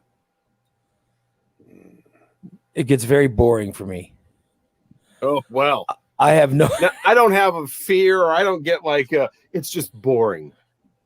I didn't want to go to Japan because it was just too boring. Oh my God. Well, no, I don't like. I mean, I just Bring a book. My God. I'm not. I wasn't a fan. Yeah. Fat 420 saying Jamaica's farther. No, Jamaica's not farther than Cali. No. Jamaica is like a 40-minute flight off of Miami. It's not that far. It's not that far a flight. Yeah, I've been there. No. Not excited. Jamaica, Japan. Cannot believe you turned down Japan because of the flight being boring. It was too long. No, it was uncomfortable and too long, and I'm claustrophobic. You guys know I'm claustrophobic. Oh, I knew, now we're getting yeah. Better throw a phobia in there. Just just take a knockout drug. So you're in essence making fun of a person's phobia. How dare you? Yeah. What a bunch of sons of bitches. I'll tell you that. We got to take in a pipe, wrench it you in the You're back of the head, making fun of me knock you out being like raised in poorer than TV you. shows. DC says this shit reminds me of the time Ray was giving me shit for going on vacation to Lexington, Kentucky for food and bourbon. Well, I just find that ridiculous. I wouldn't want to fly down. The thing with Lexington, Kentucky is you'd have to drive. Oh, it's too far to drive. Lexington, Kentucky. Who the hell goes to Lexington? Yeah, you see, DC went to Lexington. You see, I'm not the only one that finds it weird. They got the Kentucky Horse Farm Park down there. I grew up going to that was the only place. Call down there. Yeah, I grew up going to Kentucky. That's where my father's family's from. So yeah, no. Like, let me ask you, how many people would be willing to go to like Carbondale? Oh, to drive down to nowhere? Oh, Jesus, that's boring. I drove to Florida 24 hours nonstop. Yeah. Back when I was like 25 or whatever, had all the energy and all that. Yeah, no desire Straight to do that. from Springfield straight to Melbourne, Florida, Melbourne, Florida. I'm kind of glad that there is a pandemic, because a big fear of mine would be my daughter would pick some kind of college that would be like a 5 or 6 hour drive, that would be horrible. Because I know my wife would want to go, oh, let's go see Bella. And I'll be like, because you wouldn't see your daughter for no, 4 or I'd be 6 like, years. Is that what you're saying? I'd be like, oh shit, I don't want to drive to, like, if she decided to go to like Creighton, St. Louis. Creighton's in Omaha. Omaha's too far. Like, even I got to be honest, even if she would decide to go to like Drake or somewhere in Iowa, that's like 5 hours away. There's no way. I'd be miserable. UIS all the way to the Toronto Road exit. Or Carbondale. Carbondale's too far. I love a good road trip. Good God. Always have. I'd have been fine with her going to Bradley. TJ's got to love it. I mean, it's your whole. I mean, if you don't like driving, TJ's got the wrong. All TJ does is TJ does. I mean, for crying out loud, I go to Texas every week, or sometimes I get to go down to Florida or whatever, And a lot of times when I look back on things like years later, I remember the trip just as much as I remember the destination, or what we did when we got there. Yeah. TJ just likes to go to a place where he can buy himself some squirrel or some raccoon. And I learned over time too, you got to set aside time actually to stop at those places on the way. Yeah. Instead of just saying you're going to do it, actually set aside time to do it. Terry says he's down to Carbondale now. Yeah, Terry likes to drive around. He does it all at work, so he must like it. He does it for like 10 or 11 hours a day at this point. He's so good. He's so good at it, they pay him for it. Yeah. That's how good he is at driving around. Way to go, Terry. Good job, brother. Good job. But everybody's just doing what they love. Yeah. I love broadcasting. We should all just keep it this way. Yeah. And, but I like broadcasting, near home. I mean, who wants to go to fucking Japan?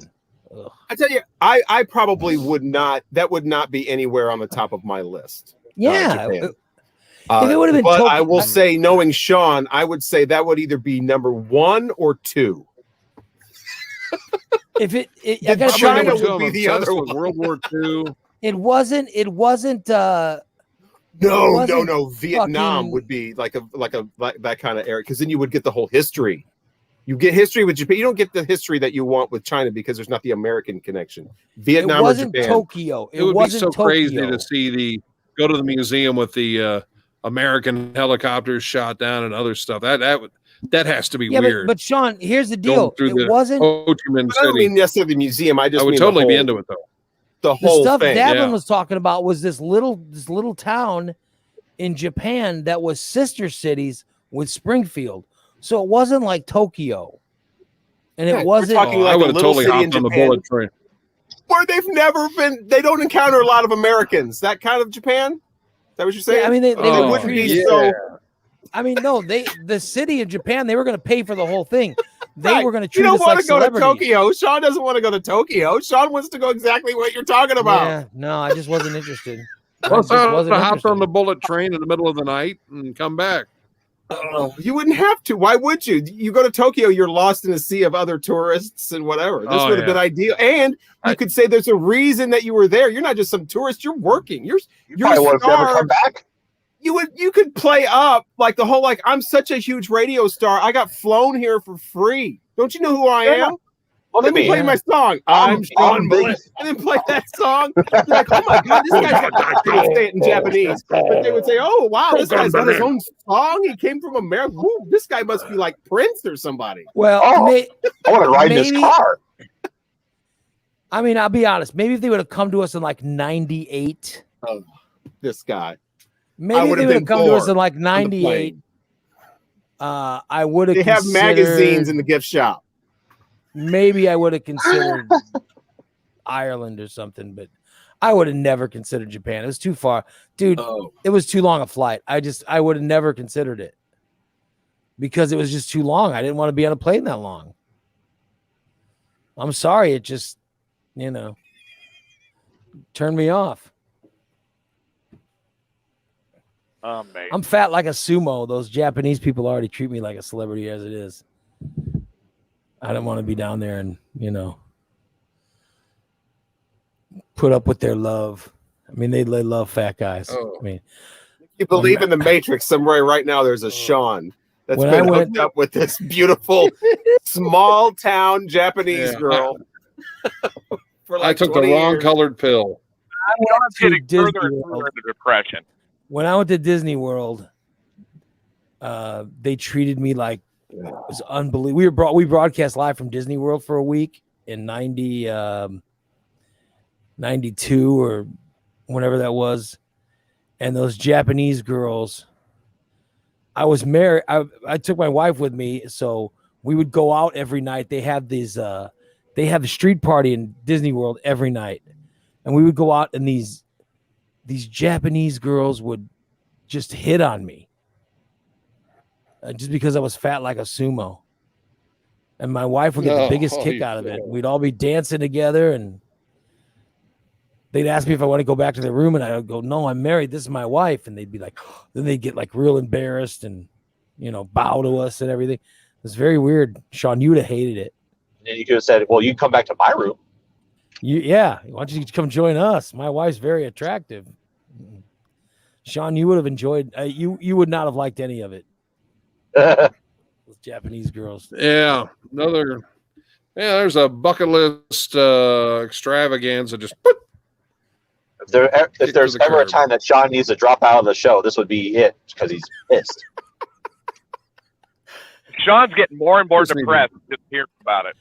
I can't believe Jimmy didn't tell you, Sean. I think because Jimmy knew about it. I guess he was too busy. He was not happy. Oh man. Didn't want to be I'm around amazed. I never heard a thing about it. I'll be damned. Wow. Yeah. It was pretty much everybody but Shaner. I mean, they wanted to pay for shit. And I think like the list was, it was like 7 of us or something. And even Michelle the Weather Babe, who was hardly on the show at the time. Or maybe it was Lamb or somebody like fake Bodine's mama. And I was just like, yeah. And Charles Bentley even was. Yeah. I mean, Davlin was astounded that I said no, but I'm just like, you gotta understand. And like Jim Leach, Charles Bentley even had a +1.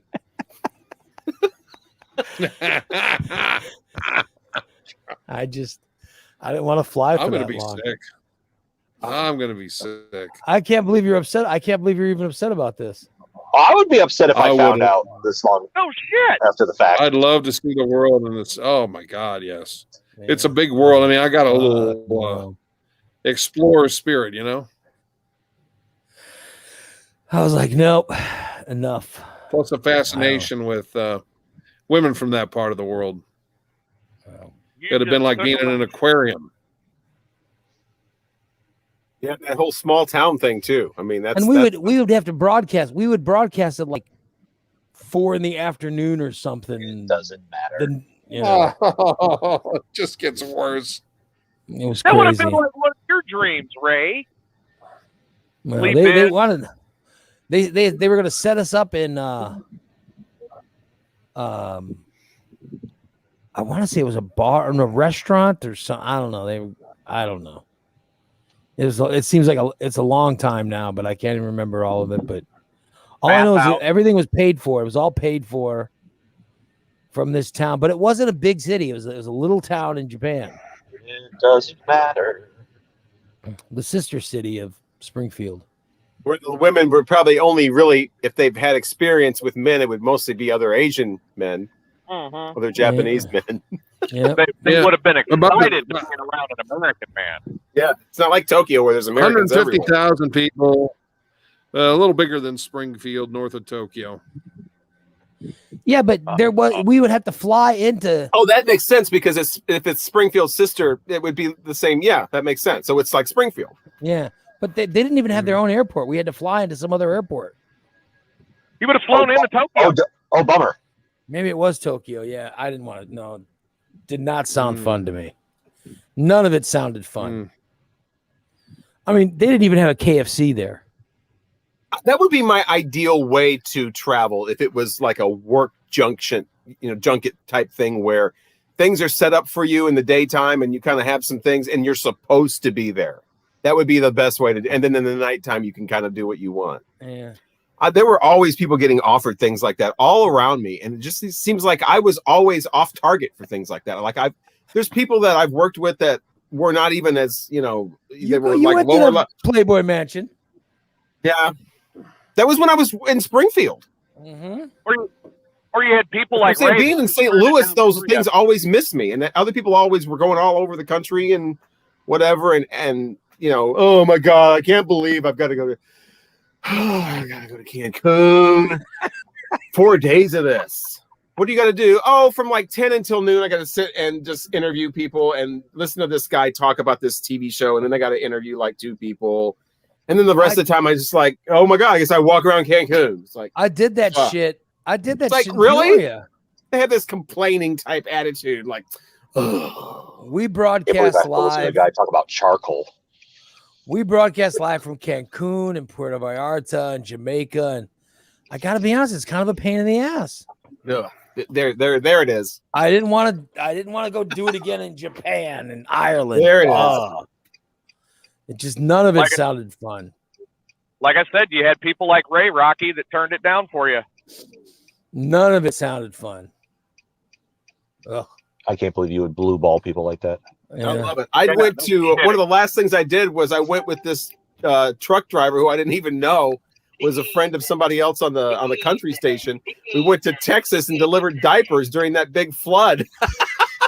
And I broadcasted from a semi all the way to Texas. Wow. I'll be damned. Huge semi full of diapers. You drove in a semi for that long? I didn't drive. I rode, yeah. Oh, and nonstop. Boom, diapers, boom, back. He, we stopped to eat at a McDonald's, but other than that, we didn't. Was he peeing in his jug? Night somewhere, whatever. He wasn't using his piss jug or anything, was he? No. I could not imagine. Oh, it'd be horrible. He was. He understood. I made sure that he was aware of his passenger's orientation before we hit the road. Oh, so you just to let him know, don't be whipping that thing out. That way he'd be afraid to do it. Yeah, that's good. Right. Deal. Yeah. Yeah, I would. I don't do. Let's go to Texas with somebody and then halfway there. No, they know beforehand. No, we did But yeah, all the way to Texas and back, and Sean and Jimmy sat next to each other in the plane. That way they get worked up. The other one can reach over and little handy action. Yeah, Sean helped Jimmy. That's a funny joke. Sean helped Jimmy on the way. Nevertheless, here's my reality. All right. All the way to where was that? Atlanta? We were in Atlanta. The first one was Wilmington, Atlanta. Yeah, because New Orleans was a drive. That's when I rode. That's when I drove. I was more comfortable driving a rent-a-car with Jim the photographer in the back seat all the way to New Orleans. When you went to New Orleans, than I was in that plane to Atlanta. I had good times though. Those are fun. Those were fun. Those were nice short flights. That whole flight was like an hour and 20 minutes though, That flight wasn't like bad. 7 hours and 20 minutes. Well, I mean, I don't want to be on a plane for more than 4 hours. I'm despondent. Yeah. Right. Somebody call somebody to get in there and do suicide watch on Sean. Sean, I thought you knew about this. You didn't know about this? No, I never heard a peep. No. I turned it down. Glenn had my back. Davlin was. Oh man. Tim tried to talk me. I think we're getting a little closer to your remote broadcast here. As Pete in the chat room wants to know, somebody else did all of the setup for you. You woke up, had breakfast, sat down, told jokes, and were done with the rest of the day in paradise. That sounds a little more. That's what it was when I was in all the Peoria broadcasts. Yeah. Yeah, but you said it was a pain in the ass and all this. It was. Really It was a pain in the ass. It was a pain in the ass not waking up in my own bed and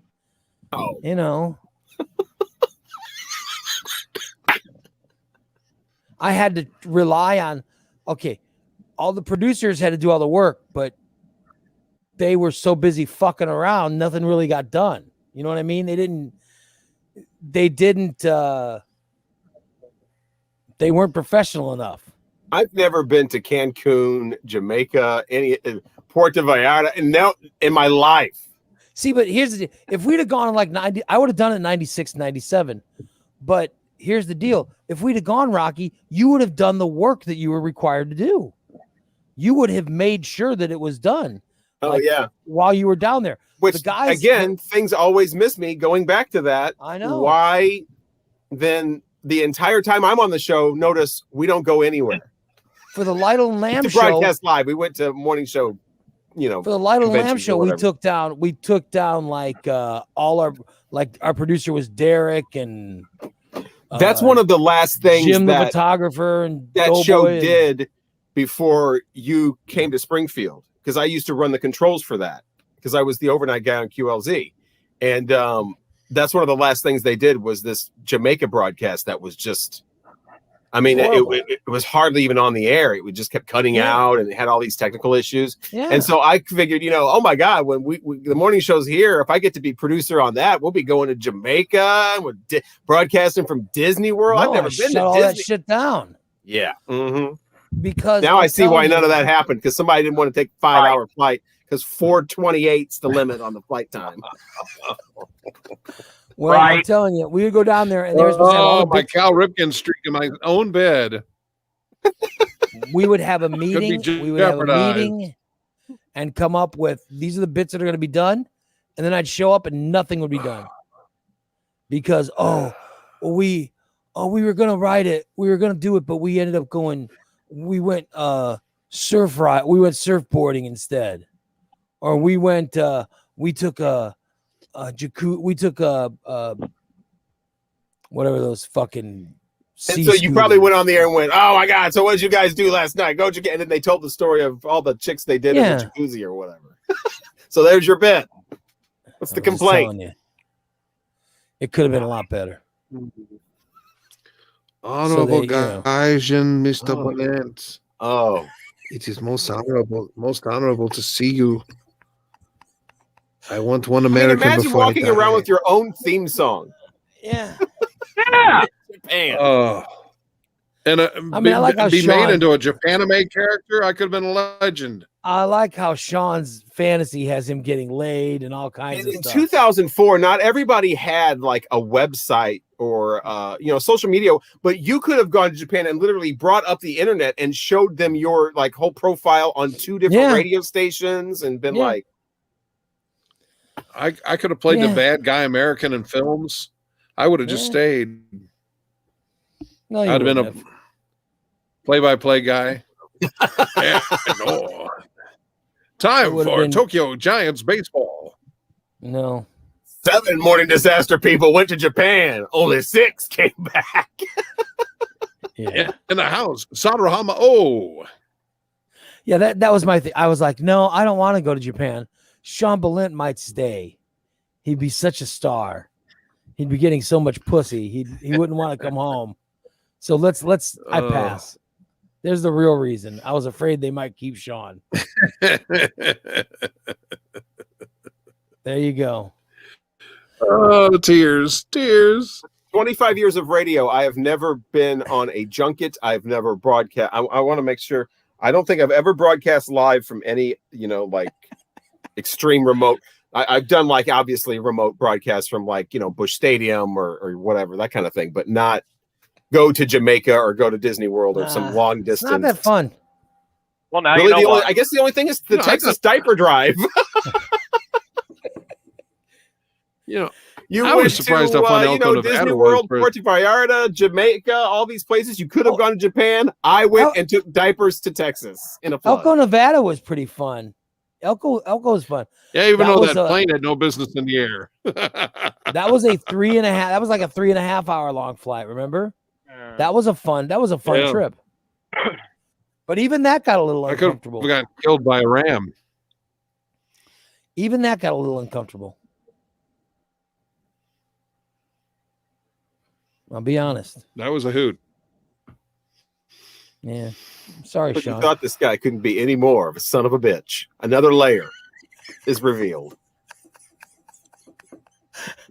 I had no idea that Sean. I had no idea you would be so upset finding this out. I really. Oh, dude, I had no concept. One of my regret, and again, being a single person, just. I mean, like if I was with somebody, we'd have travel plans. So hell, I was with somebody who went to Florida twice. So it's like I've always loved to travel, and you just don't do it as a single person. And heck, I went with my with my dad to Toronto and Detroit. Not Toronto, in fact, that's the frustration. I went to Detroit and Canada and Niagara with my dad a couple of years ago, and I thought, man, there's so much crap I want to say. I want to come back here. Because when you travel, it's like, oh my gosh, there's so much here. I want to come back a third time. I mean, And we you were don't 50 realize miles how from big a Toronto. I city. wanna go back Oh, you never to went into Toronto? Toronto's a big, big, big city. Oh, It's very big. yeah. I had a plan for a surgical strike, go up to CN Tower, you've been- see a Blue Jays game, get in and get out. You've been to Manhattan, right? Oh, I'm Have you sorry, I been to broke up Manhattan? on that one. Have you been to Manhattan in New York City? Oh, I have not. I had a chance to go you've never $50. been. I didn't know that. Oh, And I love the Twin Towers since I was a kid, ever since that King Kong movie. well, they're not there. And in '95, yeah, I heard something about Yeah, that. I only went to Uh, New York City one time, Manhattan, and it was the trip was already pre-planned. The internet guy, the Midwest Family internet guy, had to take some cats back to an old friend that left cats with him years before. Oh, wow. So the trip was already planned out, but I ended up in Manhattan, November 2001. Oh wow, that's kind Is of when I went. Ooh. So I mean, you brought up the Twin Towers. That's It was just a interesting. really strange time to be there. yeah. My first time in tour, Manhattan. tour company, $50. When I was working in Syracuse, the guy who owned the station had a private jet and stuff, and so he would constantly take us places. And it was Yankees opening day, and he said, "Let's go broadcast from the game." We're like, "Okay." So we flew, and this is '95. So we flew over the Hudson. You can't do it now because ever since 9/11, they don't let anybody do it. But we flew over the Hudson, and you saw the Twin Towers and the Statue of Liberty and everything. It was really cool. And then we landed in Teterboro, and then went down to Manhattan. It blew my mind. It's the first time I'd ever been there, and it was mind blowing. This is for anybody listening. If you've never been to New York City, I highly recommend. The first time you go into Manhattan is unlike growing up here and living around here. It's unlike anything you've ever seen before. Like Your closest thing is Chicago, but it's not even. I can't even explain. Yeah, they don't even compare. I mean, Manhattan is. There's no. I mean, driving there in a rent-a-car. So when you get to New York, you're in your own. You're in a car. You know, you're trying to drive around. Take that car somewhere and put it in a parking garage or something, and call a cab or Uber or something. There are no traffic lines. That's the only place I've ever been where there's no like lanes. There's no traffic lanes. Traffic just kind of moves in this clump. There's no lanes. I've never seen that anywhere else. I took my wife and daughter there. I took my wife and daughter there a few years ago, and I told them, I said, listen, when I say go, just jump out of the car. They're like, what? And I said, yeah, I'll tell you when. They're like, okay. And so literally I said, okay, go. And they just opened up the back door and just walked out. I mean, that's because you're driving slow. You're going in Manhattan, you're driving slow. Yeah. And literally when they just open the door and get out. That's how you get around. But what does the driver do? That's the thing. Well, I just had to keep driving, Right. But just ditch that car somewhere early on and just do the cab thing. The first time I'd ever been there, was we had the guy who owned the station had a car pick us up, and they took us through Manhattan, and we did and we were jumping out of the back and walking around. Then we went over to the Bronx and we went to the Yankees game and stuff. It was really cool. But I'm telling you, if you've never been to Manhattan, you've never been to New York City. You've never seen anything like it before. It is astounding. Not now because it's a pandemic, but when times are hopping and people are out everywhere, it is amazing how many people are out in the streets. It's something that everybody should see. Dude, I lived in Western. It killed me. I lived in Western Maryland, got to see the Beltway quite a bit and the Orioles games and the Cal Ripken era in DC, but I was so close to all that, but I wasn't making anything. I worked too much. And I like Baltimore. Yeah, Baltimore's $50 tour company. Yeah, a $50 tour company. No stress. Go to the towers. Go to Lady of Liberty. You can't $50. Like I told my mom, like, nah, they need me to get ready for this big concert. Like, idiot. And they dumped me 3 months later. But some guy says, "Oh, I don't know if you'll be able to work in radio again." You went to Washington, D.C. You went to Washington, D.C., right, Sean? Oh, yeah. But and I'd been there in high school, so DC's nice. It was cool to see that, but I didn't go to Philly. I didn't go to New York. I didn't go, I was so close to all that stuff. And that's the one that killed me because I love Statue of Liberty and I love the towers. I've had plenty of opportunities to go to LA and I've never gone. I sort of regret. I do regret never going to LA. I probably should have gone. Wish I was older when I went to.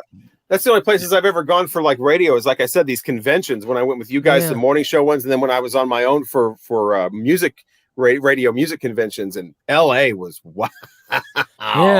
That's where the big ass parties. Wow. LA's wild. I remember coming back and telling Tom Kushak, what because he paid a little bit. The station paid like a dime, and then the rest of it came from like record labels and whatever. What did you learn when you went to? And because I learned California knows how to party. I thought he'd think that was kind of light and humor. He was like not into that response at all. Knows how to party. I guess he didn't get the Tupac reference. Yeah. California. But they did. There was some basketball game that had just ended and somebody won and there were people just destroying the whole like street. Sean, I'll tell you something good that you did. What's a championship without that? There was one year. In the next street, there was like nothing. It was like in this one area, and then you drive a little bit, and it's a totally different thing. You drive a little more, it's a totally different. Yeah, I went up to the Hollywood Hills. That's when I went to the Playboy Mansion. Yeah. Yes. Yeah. I would have liked to have gone to LA. I've never been. I've always turned that down. I definitely enjoyed Los Angeles more than I did New York. Because Los Angeles is a lot more spread out, and as long as you're doing cabs and whatever, it's a lot better for me anyway. It was a lot better experience than all the whole piled into each other and people everywhere. And like I said, no traffic lanes and just a bunch of confusion and buildings everywhere and everybody. You have to see New York is what I was saying. I mean, it's just amazing. But I went up in the Statue of Liberty. It's all dirty, and you look out on a dirty, I don't know. I was not into New York. I did like Los Angeles, though. Sean, we went to Minneapolis. Remember that year we went to Minneapolis and we went to a Twins game and they gave us a private area. That was really never went to cool. Mall of America. I was wanting to see the Hooters there. I wish I'd had one more day there. God's sakes. So your complaint is that you never got a chance to go to the Hooters at Mall of America. Oh, I was a Hooters tourist. Well, it was like I could see Mall of America. I didn't have to go through Mall of America, but I wanted to go to that Hooters. I was a Hooters fanatic at the time, and I would have liked to have seen St. Paul. That was. St. Paul's really a cool skyline, and I like seeing the state capitol. So I wish I had one more day. The year after I went with you, I went with my wife. She went with me to Minneapolis the next year, and we went to Mall of America. We went to all those places. It was boring. She had a good time. I'm not into like malls. I would. The best one I think I've ever done is the most recent one was going to Colorado. I'm all about just driving and the scenery and the mountains and just the weed. Yeah. Well, it was legal there and it wasn't legal in Illinois yet. So that was my first experience with a dispensary and all that was in Colorado. I'm walking into the hotel and immediately, because I'd signed up through some 420 company or something, got the hotel. Walk into the hotel and the clerk at the hotel hands me a bag and like, here's your complimentary. Here's your weed, sir. Bong. It's like it was like the apparatus, and then you go, the dispensary is literally across the street. The park, you had to walk farther to the park to get to the parking lot of the hotel than you did to get to the dispensary across the street. But anyway, no, the mountains and the scenery and just all of it. Breathtaking. And then staying at that Shining Hotel and all that I'd put that way above New York. Or love it. Memphis. So here's a question, all this vacation talk. So if you've been like unemployed for a very long time and now you want to go on a vacation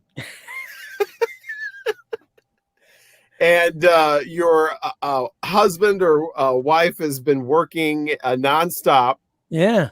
Well, they deserve a vacation. You deserve a vacation. And if we don't take a vacation now, when I get a job, we won't be able to because I won't have any vacation time. Yeah. So now's the time, as soon as the pandemic gets a little more settled and everything, if that's the direction we're going. I mean, I think that's a good argument, right? That doesn't sound selfish or you're not because you're not doing the vacation for you, you're doing the vacation for your spouse, because they've been working hard. Yeah, I don't do that bullshit thing though. I try to keep it a little more real than that. We need to bring up the realness a little bit. Seattle after I wound up out of work. It was like $59 for a train from Chicago to Seattle. Know a couple of people in Seattle. I'd loved that. I still want to see the upper left-hand corner of the country because I'm like one of those dorks. I'd love to say I've been to all 50 states. Yeah. I've been to 25. That's how I don't want to necessarily be the all of it, but I love I just love the smaller stuff, the more natural kind of.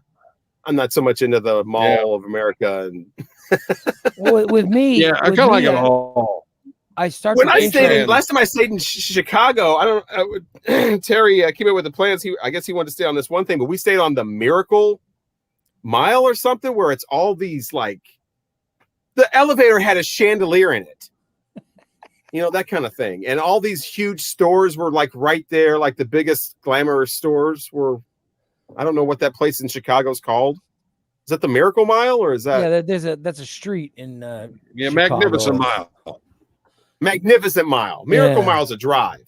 Yeah, the Miracle Mile's a drive. Magnificent Mile. And I was not into that at all. I'm not into the big fashion stores and the elevators with chandeliers and stuff like that. Chicago does have some nice hotels though. My thing is I always think back to when we talk about cities and stuff, I always think back to like the heydays of the Morning Disaster when I was offered all these chances to go talk to people about going to work in their city, and I didn't go, you know, and I think back, and I think to now where no one wants me, you know what I mean? Like most cities are like, no, keep him the fuck out of our city. And I think back to those days when people wanted me to visit their city, and it is kind of sad. It is kind of sad that it's like, oh shit, I turned down the opportunity, you know, to do so much more. So that's a little bit I wish sad. I had a wife. I'd have gone to gigs around the country, but I mean, like, I never had the guts to just say, I'm going to move 1,500 miles away for a cool gig that would have fit me like a glove. And yeah, but you guys are talking about accepting the job. No, it wasn't. I've never had that happen to me. I've never had somebody say, "Well, I'll fly you to whatever so you can do a job interview." Yeah, if it were me, I would do it either way. Hope I didn't get the job, and then just spend an hour doing an interview. The rest of the time, you got to yourself and you're wherever. I would have totally done that. I went on a trip. I had a great trip in Miami. I really had a good time. That's the one job that's the one that I wish I would have, you know. I don't think you have to take the job. Would have happened. I took the job in Las Cruces, New Mexico. I mean, that was 1,400 miles away from home, and right there by El Paso. I could jump over into Mexico whenever I wanted to. It was easy. I took the job, and it was one of the best experiences of my life. Sounds like hell on earth. Of course you're going to say that. Of course you're going to say that. It sounds disgusting to me, but it's more than 4 hours away, so obviously that's some sort of hell. Exactly. I'm just, you know, you could have been a major market talent. I regret not looking. I like what Rocky's saying. Like when Seattle called, I should have at least gone and taken a weekend and seen the city. Yeah, that's all I'm saying. Just take the vacation. Yeah. In hindsight, there's some that would make sense. Probably should have done that. I'm saying that's never happened to me. I've never had somebody be like, come fly.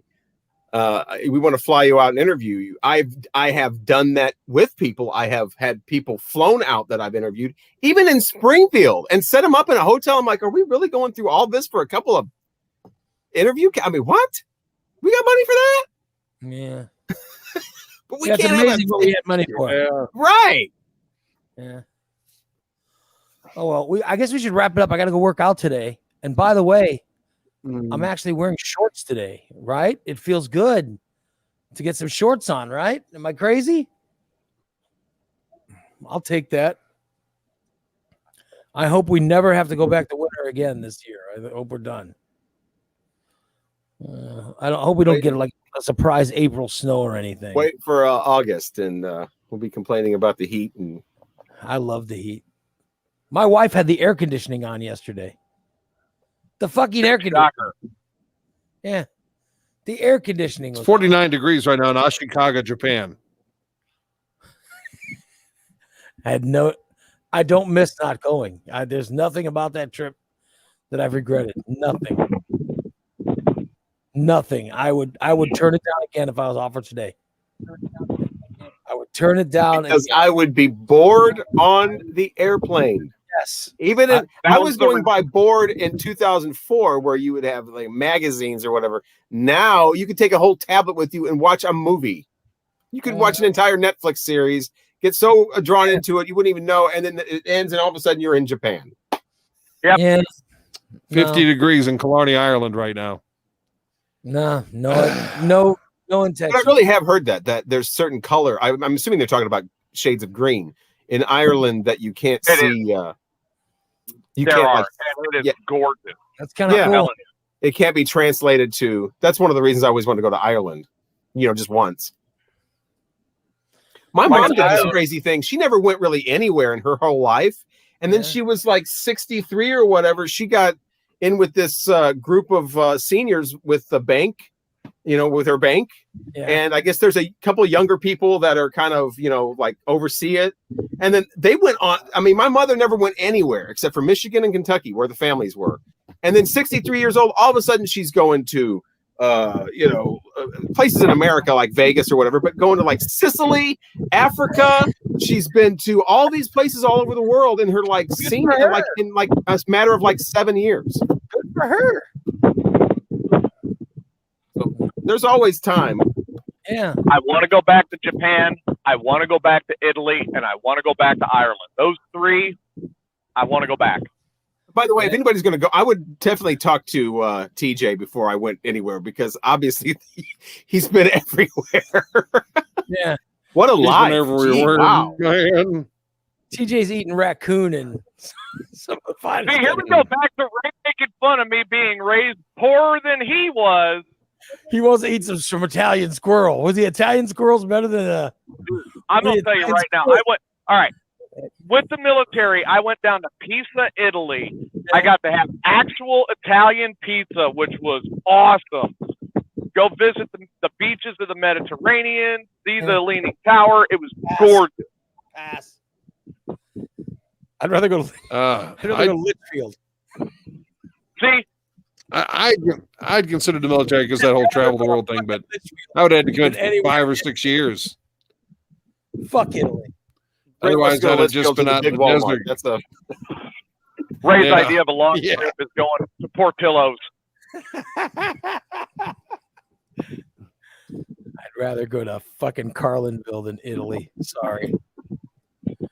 I do have to wrap it up today. We just got to go work out. Good show today, guys. Good to talk to you as always. Sean, it's good to see you. I'm sorry to find out that I made you mad.